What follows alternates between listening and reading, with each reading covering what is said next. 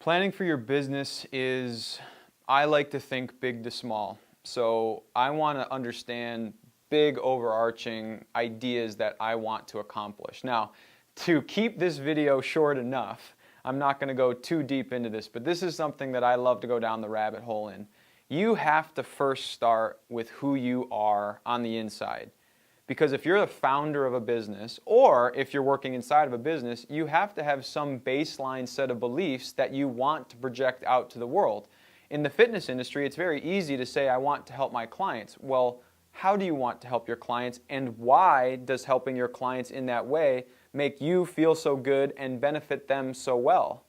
So you have to understand your core set of values or your beliefs or your mission as it relates to fitness. If you don't, then all of your planning, big picture or small, is going to be a little bit piecemealed.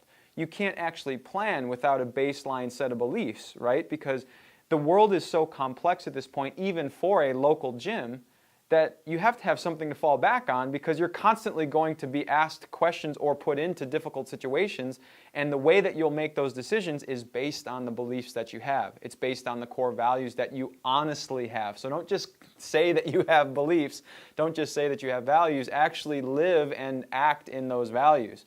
Now, let's assume that you're really rock solid on understanding what you want to do and where you want to go. Now you've got to put some time frames out there for a little bit bigger picture. You've got to say in 12, 24, 36 months, this is what the business needs to look like. Okay? And I'm talking about client counts, I'm talking about revenue, I'm talking about how the service will look exactly to the client, I'm talking about the number of employees you'll have, how many coaches or staff you'll have. You've got to put those pieces together. Those really are outcomes.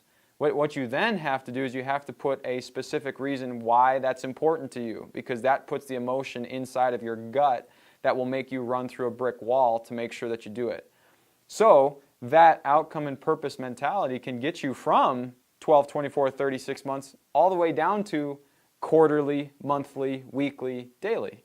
Once you have a big picture idea in mind, now you start to work your way down. So if I know that I want to go from 0 clients to 100 in 24 months, I have to understand what those milestones need to look like in order for me to reach 100 clients.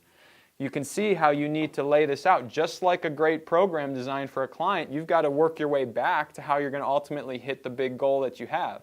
Once you then understand those outcomes, now you can put in the specific initiatives and behaviors that you need in order to execute on those outcomes. So if I need to get to 50 clients in 12 months, I currently have 0 clients in the pipeline, what do I probably need to do?